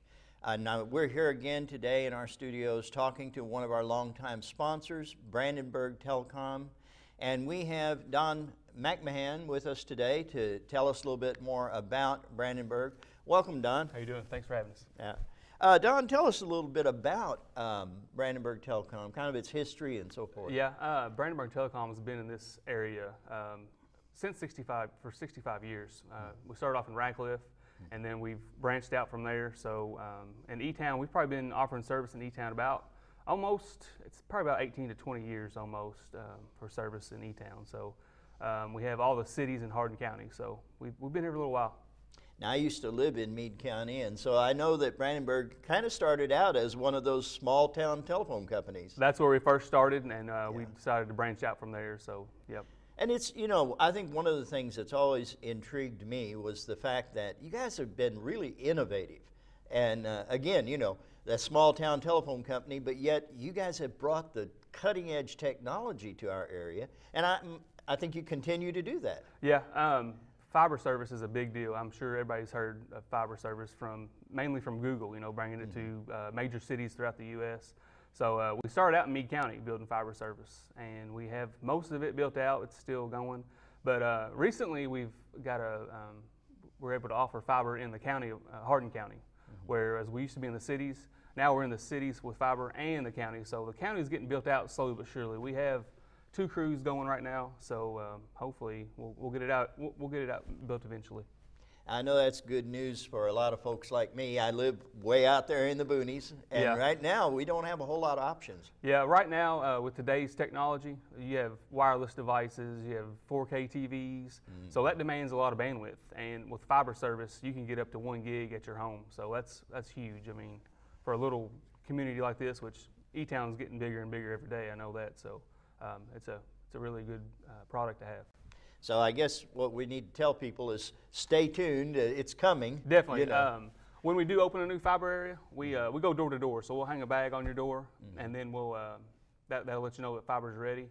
And we also do some advertising in the News Enterprise, and we put all the addresses in the that's available. So you can check that out too.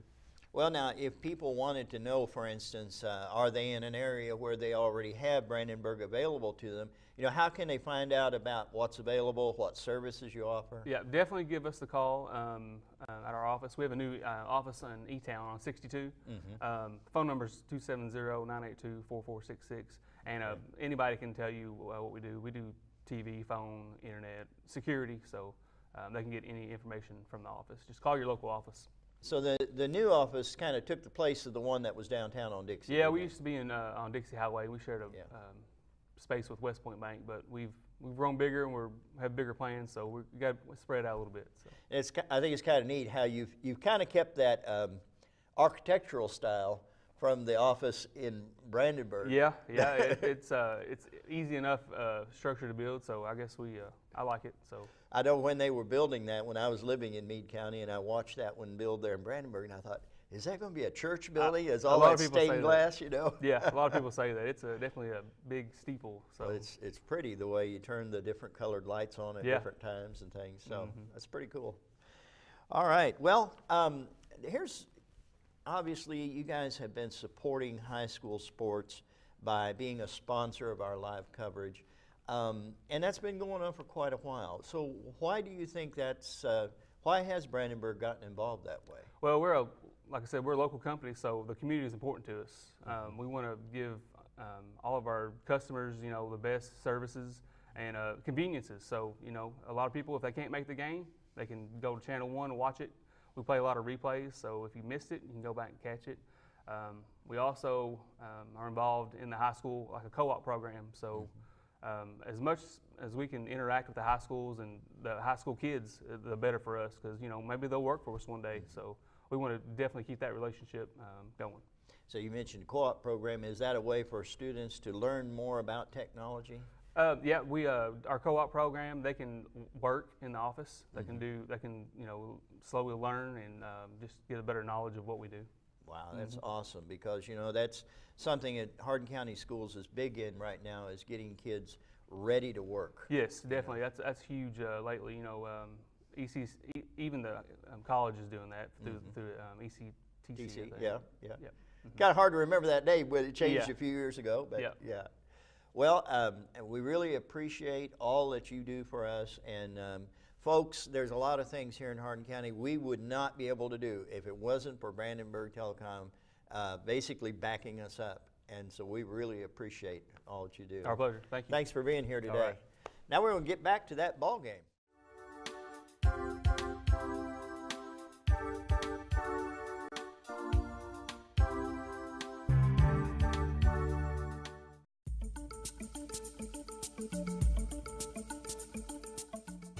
Welcome back from our HCEC-TV Live Sports. I'm here with one of our outstanding sports sponsors. They've been with us for many, many years. It's E-Town Exterminating, and joining me is Sean Rich, and he is the CEO of E-Town Exterminating. You all just celebrated a huge milestone just recently. Talk about that, Sean. Yes, July 1976 was when my father, Roy Rich, started our company. And this year we celebrated our 40th anniversary. In doing so, we had a meal out at Freeman Lake, and we invited a lot of people in the community, and we had a big celebration. Now, for those that may not know, what are all the services that E-Town Exterminating provides? Well, we have 3 different divisions. We have pest control, termite, and mold management. In pest control, we have monthly services, we have bi-monthly and quarterly.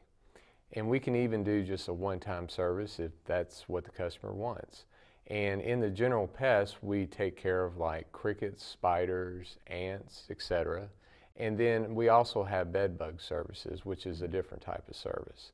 And then in termite, we have liquid barrier services, and then our popular service is Centricon Colony Elimination System, and that's where we put the green stations around the house, and it has a material inside of it that the termites will feed off of, and they take that insect growth regulator back to the colony, and it'll eliminate the colony.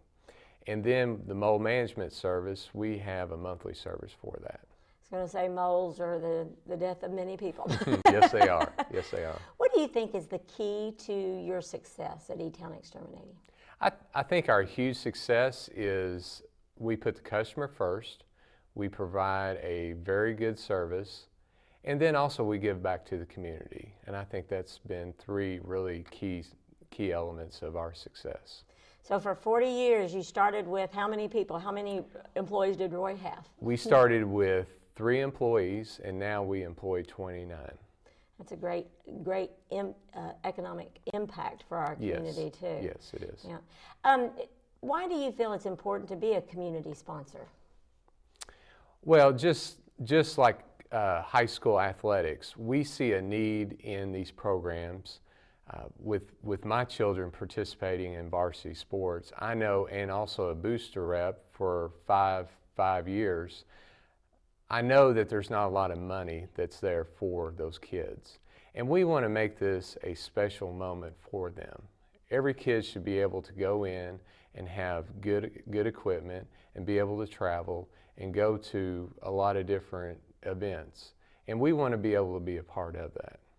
Now, earlier we were talking about some of your sports memories, right? You were an athlete, and talk about those things. I mean, how important it is to see the fans, to be appreciated, and how that encourages you.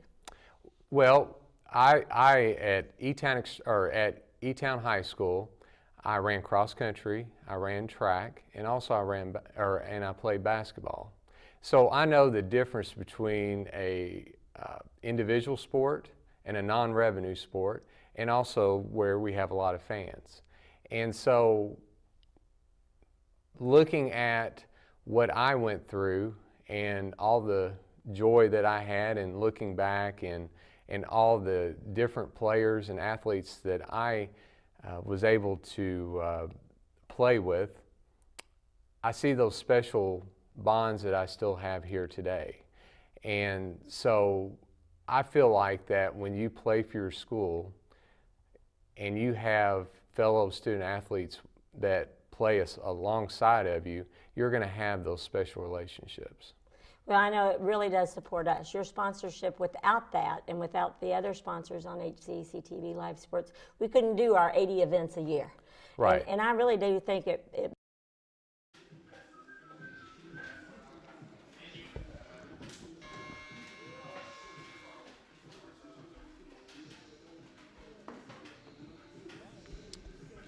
We're back at John Hardin High School, and we've got a score starting the second half. John Hardin Bulldogs 42, the Western Warriors 0, and we're about ready to get started with this second half of action here. As Jeff pointed out in the first half, at the end of the first half, now that we're above a 35-point lead, we will have a running clock here. We've noted that the Western Warriors have really struggled. Been a little disorganized, a little bit off tonight, and John Hardin Bulldogs have taken full advantage of that. And so we get ready for the second half of action with it being all Bulldogs tonight. Jeff, what are your thoughts for the second half? You know, once again, it's kind of hard to put a whole lot of detailed thoughts on what we've seen, but you know, it's just another example of the fact that so much of what your team is what it's coached to do and what it's not coached to do. And our experience of what we've seen tonight is that we're just not looking at a very well-coached team coming out of Western, which is a bit of a heartbreak, you know. And when you see things like on multiple times, too many men on the field, not enough men on the field, it's not really even been penalties, you know, like offsides and things like that. I have to say that we haven't really seen a lot of that, but just some of the things about not knowing where they're supposed to be and formations, 2 men in motion at the time. Those are the kind of things that just scream, hey. Plus, there's just the skill players. I mean, you're not seeing a whole lot of skill players. It's obvious that there's probably not someone on their team that can that's not a long snapper, so that's going to result in exactly what we saw, block punt that ends up being in a 6. So, you know, you got to hurt a little bit for the Western players. But hey, I got to tell you, I am having fun watching number 77, Marquand Bradley. You know, giving out there, giving his heart. You know, he's a big guy, but he's got some skills. He's athletic, and he has been really their offense with a couple of other guys who are adding some things here and there. So, anyway. Well, and Jeff, and again, you don't look at much when you're a fan on TV at what's going on during a warm-up, but I'm watching the Western warm-up, and there's just a few guys stretching, a few guys milling around, and some guys not stretching, some guys not doing their you know, whatever exercises they're doing to get warmed back up for the half, and some are, and it's kind of a mess over there, and we've got 21 seconds to go before they're going to call the teams to the field. And I'm sure the players at Western are looking to get through this thing, and I wouldn't be surprised if the John Hardin Bulldogs aren't looking to get out of here tonight and move on to bigger and better things. Exciting nights like we've seen the last 2 Fridays, where they had a last-second victory over the Central Hardin Bruins and a thriller last week against Meade County here at home. Right. Those are the kinds of games that young men dream about playing in. And tonight will be a kind of a light, fun night. They got a good night to rest a couple injured players, Dominic Hope and Deshaun Johnson, but this is not the kind of Friday night that these young men have been dreaming about. So let me ask you, as a coach, and we've had this discussion before on a lopsided game, but, I mean, there's different kinds of lopsided games. And this is one, obviously, where you're even, no matter how much you would leave your first team in there, you're just not going to get anything that resembles. I almost wonder, not from a fear of hurt, if you're just better off to not just pull your first stringers right now, give some of your backups a chance, and keep them from, sometimes your bad habits are developed when you're playing in a situation. I don't know. I mean, you may have a completely different look on that. I do. one. I really feel like these kids, your starters, it's not their fault that this other team's not prepared. And, Right. And those young men, they only get a certain number of Friday nights, Jeff, to play. That's true. You got a lot of Yeah, seniors I get on you. here, and they deserve to play. They And want so, to play. They want, and they do want to play. You're right. You're certainly absolutely right. Coach Engstrand is going to be. They've already wound the clock, and we haven't kicked it yet, but. That's what we need to see here. But, yeah, those backups are going to get a lot of chances tonight, in the fourth quarter and late here in the third. But your starters, those guys only get a certain number of Friday nights. They need to be playing football. So, again, it's not their fault that Western's not prepared.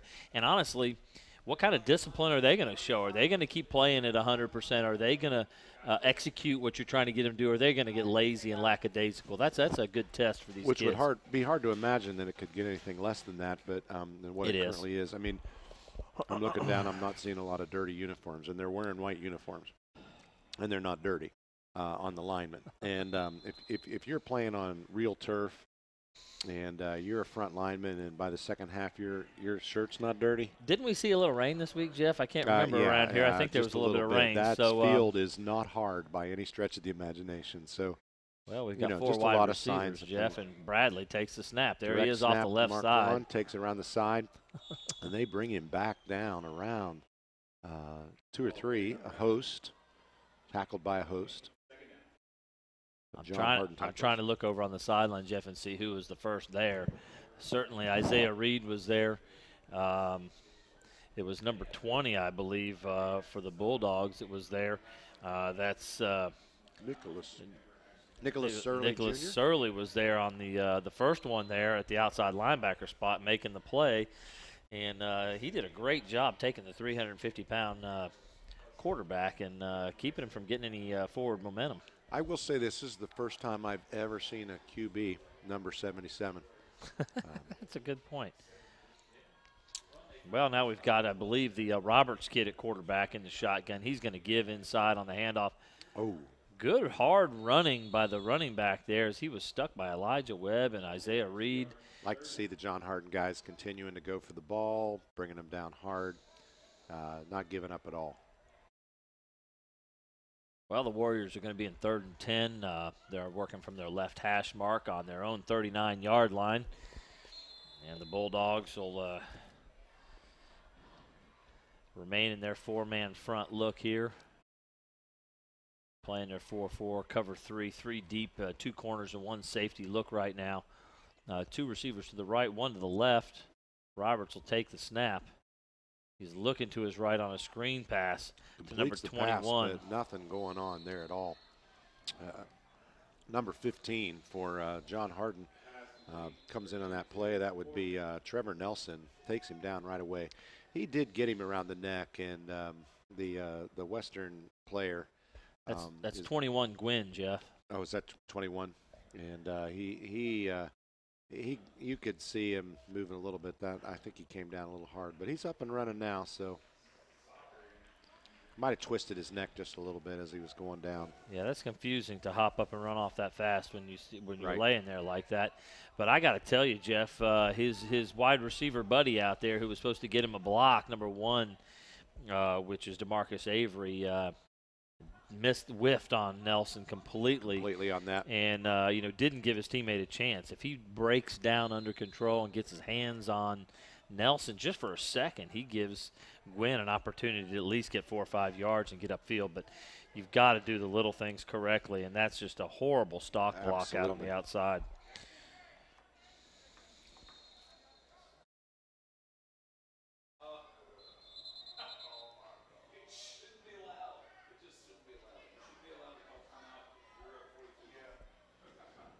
Not sure what happened here. Well, it looks like, I don't know, John Hardin had enough players on the field there. It looked like they're short one. Yeah, they only had 10 on the field, Jeff. While we've got another break here in the action on the John Hardin timeout, we'll remind you that we're sponsored by Brandenburg Telecom, providing service for all your telecommunications needs. Physical Therapy Associates, more personal attention for more effective results with locations in Elizabethtown, Hodgenville, Radcliffe, Brandenburg, Bardstown, and Louisville. Online at physicaltherapyky.com. Ryan Harris of RE/MAX Premier Properties. For all of your real estate needs, contact Ryan at 270-723-4626. We're really proud to bring you this broadcast and thankful for those sponsors that we have. Supporting Hardin County athletes, student athletes, and students in the television production area. Well, the 4th and 7, and probably a good idea for the Warriors to go for it and not snap into a punt snap. It'll be 15 back at quarterback again, and he's throwing it to no one. Actually, he's going to throw it to number 4, Josh Garrett. It is more like a punt. That may have been a smarter punt than anything else. Yeah, I was going to say he can throw it farther than he can punt it. So I would go with that option. Just stand back there and heave it as far as you can. And if John Hardin's going to catch it, I mean, he would have been much better off to just miss it, let it go. He would have had the ball on their own 40. But, sometimes you don't think through that. That's right. That was 15, Shamar Hightower, one of the 3 or 4 quarterbacks we've seen tonight for the Warriors, and he did. He threw it down, and what a smart play. That was great. It was absolutely a John Hardin player. It's nice to have an INT on your stats. Oh, actually brought down for a loss of about 5 yards on that, or maybe more. Wow. Well, the give was to, I believe, that's number 33. Again, we're already getting some substitution here. We got Strand in the game there. I believe that's Keandre Strand. Is that who that is? Number 33, Keandre Strand, absolutely. He's getting his first carry, but number 10, Control Minor for the Warriors knocked him for an 8-yard loss. Strand again on the carry, and he's again going to be brought down. Wow. I totally get from a coach's standpoint why you want to keep the players in there, but I also, you also realize you got a lot of parents up there who love to see their kids play, and they don't have a whole lot of patience when you're up by 42 points and their son, who's a second stringer, isn't getting the chance to play. So there's always that political side to it where a coach has to kind of weigh it out as well. Well, we've not only got Strand in the game, but we now have Caleb Fitzgerald, number 8, Caleb Fitzgerald at quarterback. So looks like Russell's night is done, and passes to Darian Davis complete. Beautiful pass. He cut back in there and picked that up nicely on the cutback pattern. Very nice. Number 3, Tawan Anderson he picks up on the about tackle. 5 or 6 yards, but we're still behind the chains. It would be 4th down. So 4th down, and we'll see, I believe, John Hardin in punt formation for the first time this evening. Dakota Reisner back in punt formation, I believe. And John Hardin punt team is ready. Or is that Caden Wilson? I see 2 as the second number. I don't see the first number. Oh, yeah, you're right, 42. It is Reisner, and the punt is away, and it's a good one. And it is good. Mishandled. Ball is loose. Loose again. I think Western was able to fall on it. And there's a flag for unsportsmanlike conduct, I'm sure. There's a lot of activity, extracurricular after that. I'm not sure who that's Again, on. that's though. Tawan Anderson for Western, and he threw the ball into the face of one of the John Hardin Bulldogs. Yeah, that never goes over well. Bad move. It may have been 6 Xavier Boone who was down there trying to recover the ball. And he was just going for the ball. Absolutely. He was just aggressive play, going for the ball. You can't get upset about that. I get it. I mean, you know, there's no question that if you're a Western player, you're frustrated, you're upset, you know, and but hey, you can't expect the other team to just stop. They're not going to stop.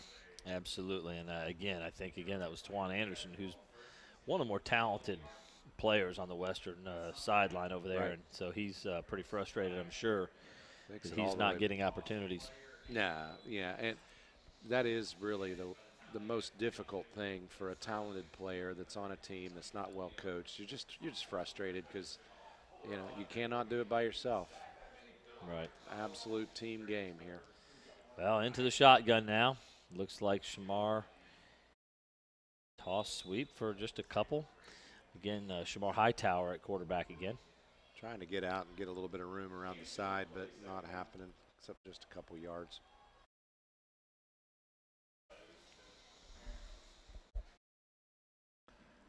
As we mentioned, it is a running clock, so we're all the way down to 4 minutes left in the third quarter.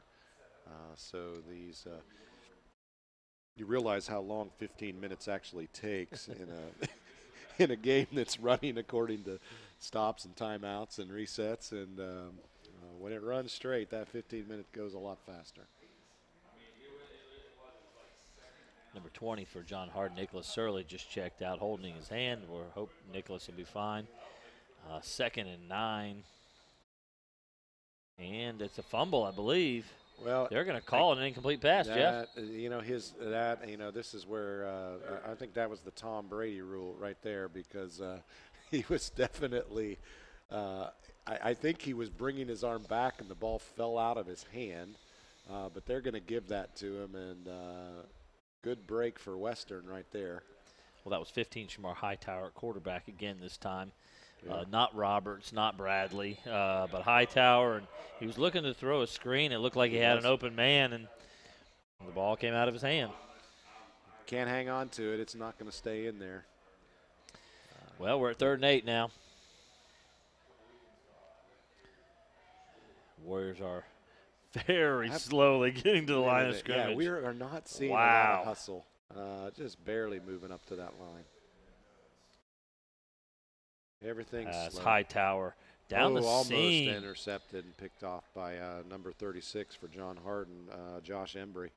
He had his hand on that, almost brought that in. That could have very well been a pick six if he'd have brought that down.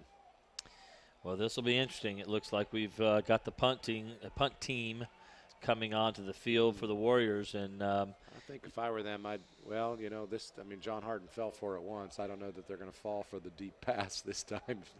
Probably not. They're in a punt formation, and they're ready to field that.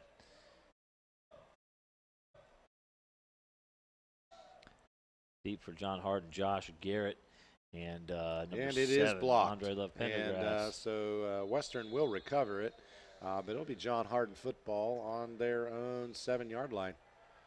Once again, one might call that superb field position. Well, the let's stay on offense and throw the interception ploy may have been the way to go again. Yeah, Jeff, I'm just saying, they had a lot more success with that. I mean, as it ends up, if they'd have done that and John Hardin wouldn't have gone for it, they would have been 8 yards to the better. Absolutely. Haven't seen our big fella Marquand Bradley in at quarterback the last couple of sets here. So. He may be a little wore out. Oh, massive hit. Wow. Guess who that was for the Western Warriors? That's Twan Anderson again, making a big hit on Dominic Hodges. Yeah, wow. He is an athlete. I mean, he just came in and absolutely took down Dominic. That was just, wow. Well, beautiful.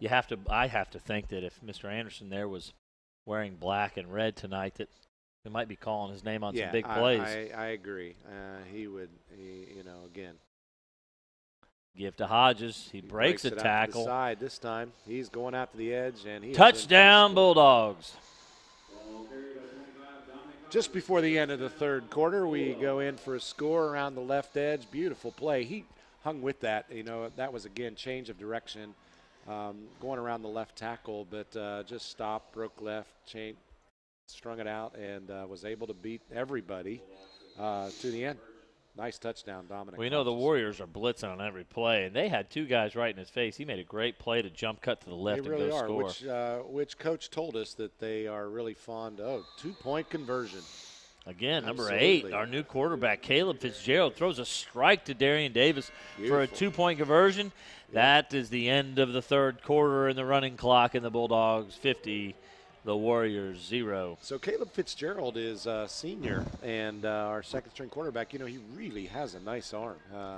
He can absolutely zip that ball in. He may not be as athletic as Russell, and, that might be the difference between them, but really impressed with his ability to throw that ball. He's made a couple good throws. Obviously, when you're up as much as the Bulldogs are, he's not going to get a lot of opportunities to throw the football, but boy, he's made 2 really good throws, one on a screen pass and there on a slant to Darian Davis for a 2-point conversion. Absolutely.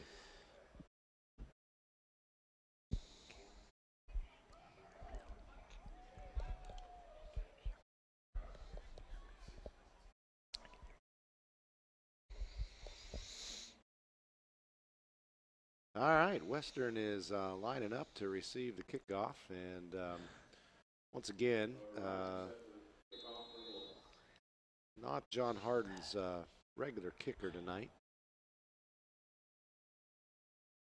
Kick is away, fielded at the 25-yard line. Number 21, Gwynn, with a good run back to the 38-yard line. He was the one that we thought was hurt a little bit ago, so obviously he's doing okay.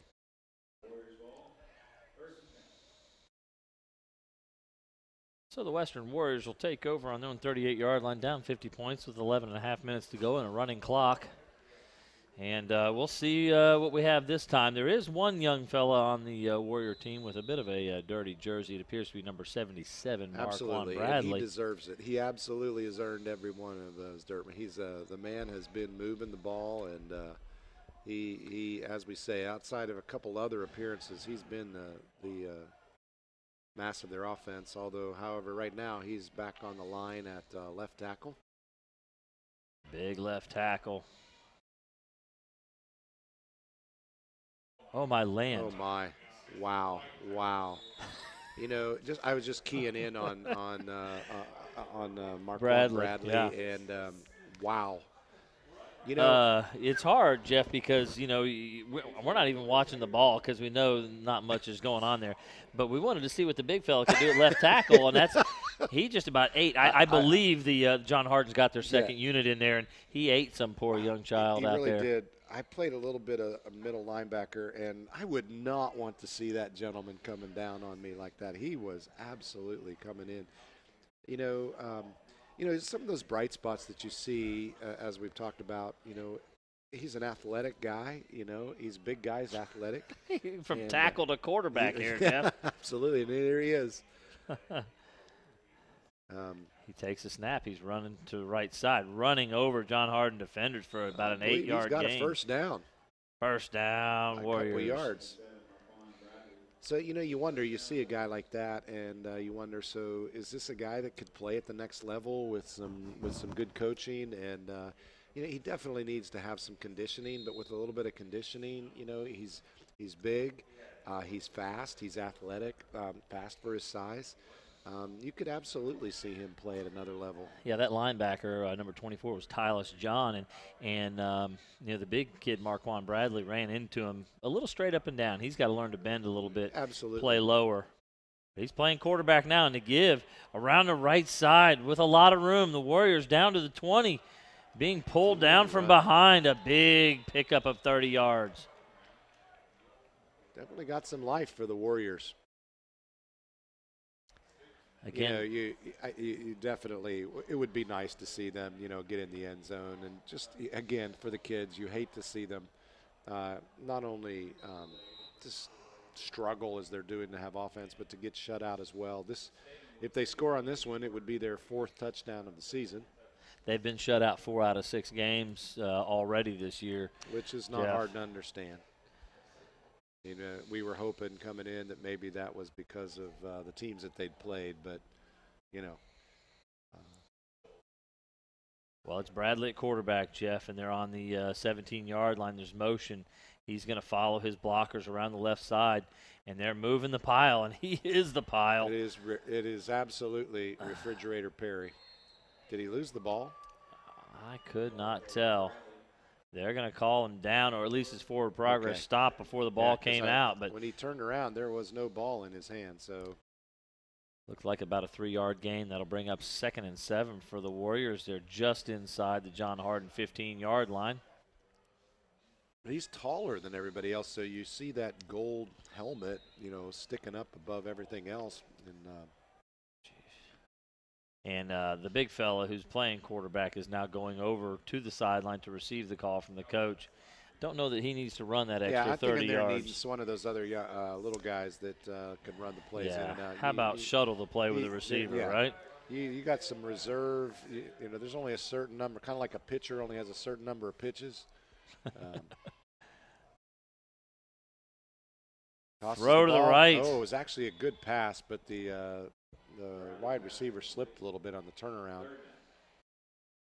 So it was play action, a little fake to the back, coming across to the left and threw an out route to the right. And again, the receiver just couldn't get to the football. Number 77 is still getting the plays. That's a bad plan right there. Bad plan.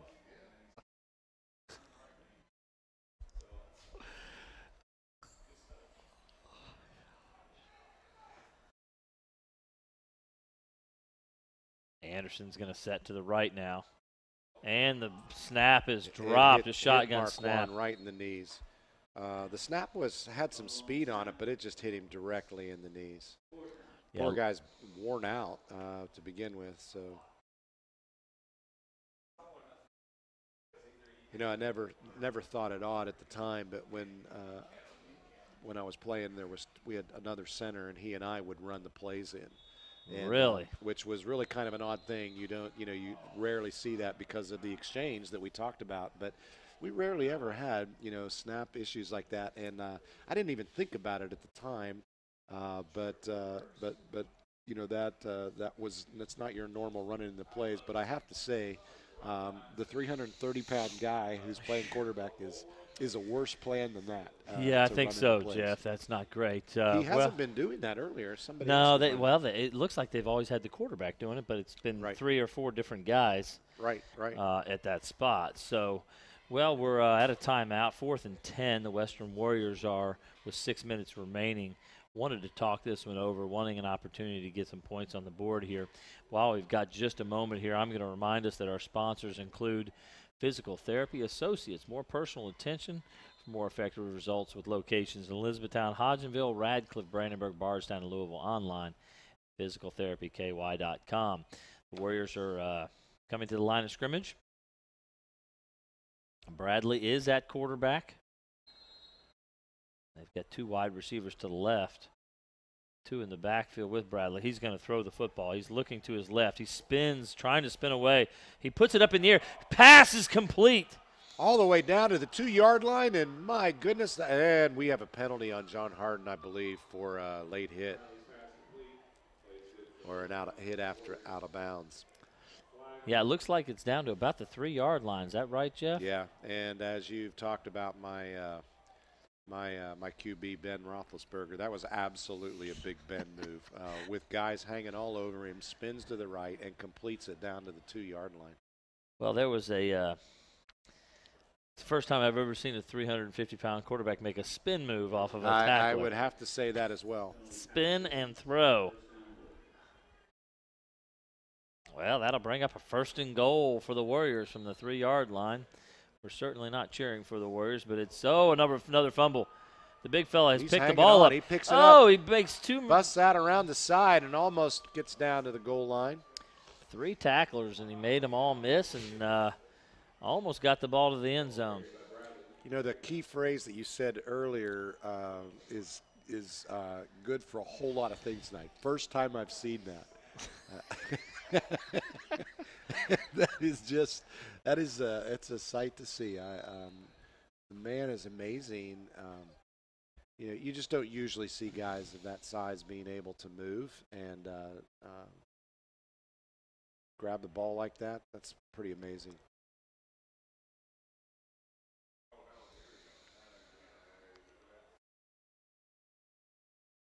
All right, he's now the I formation tailback. And Drop. a fumble on the snap. Fumble on the snap. And John Hardin picks it up on the fumble, and I believe it's John Hardin ball right now. I hate to see that. That's opportunity for them to score, and if you blow it on things so elementary as the snap. Exciting for one of the young fellows for John Hardin. That's Jabari Springs with the fumble recovery. Sophomore wide receiver and linebacker. So exciting big play for one of the young kids to have a chance to pick up a fumble. Good for him. Good for him. 3 minutes and 50 seconds left in the game. And let's see what they can do. And in at quarterback is number 6. Is that right, or is that number 8? I think it's still 8, 8. Fitzgerald. Oh, bad snap, and he fumbles it back into the end zone. And I believe it's still on the ground, and it looks like a touchdown for Western. Touchdown, Western Warriors. Touchdown for Western. Well, it was a high snap, wasn't it, Jeff? Yeah, it was absolutely a high snap, and he reached up for it, and Fitzgerald just couldn't get a hold of it, and it tipped it, and it went back behind him, and he tried to pick it up there on the 1-yard line. It just kept rolling back, and then the pile just started coming in. Well, it would be good to know who scored for the Warriors, seeing it's their 4th score of the year, but I could not see who came out of the pile at the bottom. Either. It squibbed out to the left, and he dove right on it, and that was the last guy, and then he was covered up by a host of John Hardin players, and So with 2:38 remaining, they'll go for 2. They will go for 2 here. They will, and none other than Marquand Bradley is quarterback trips to the left, looking to his left. He's running to his left. Oh, my land! Number 36 for the John Hardin Bulldogs, Josh Embry, came up with a lot of courage to try to take on the 350-pound quarterback. That didn't work out too well, Jeff.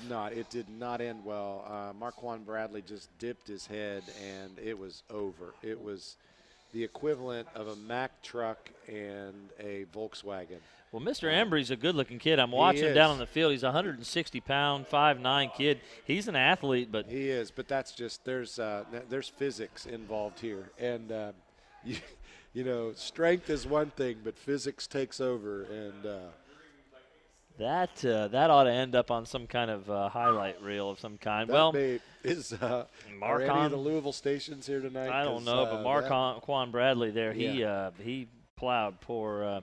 Yes, he did. Josh there, and man, I hope he's okay. He is. He seems to be moving around fine. He's a tough kid. He's working his way across the field. He's on the kickoff return team, Jeff, and he's getting ready to receive or throw one of his blocks. Interestingly enough, looking at the stats, we've been talking a lot about Marquand Bradley and all that he's been doing tonight. On their statistics, they have attempted 1 kick for point after touchdown, and he did it, and he made it. So he made it. Well, he is the kicking option. Yeah, he is the kicker here on the kickoff team, but he's also has made 1 extra point during the course of the season. So there he is. He's going to kick it off, squib kick, being run to the right side. Oh my! I have to tell you right there. So number 1. That was number 1, and I'm going to assume that's either DeMarcus Avery. He on the kickoff team came down and just shed his blocker beautifully, ran right through it, and made the tackle. That was an impressive special teams play. Number 26, Tashawn Moore, was on the return, and as you said, he shed the blocker. It almost looked like he threw the blocker at Tashawn Moore. I think he tackled them both at the same time. I really do. He was that was beautiful.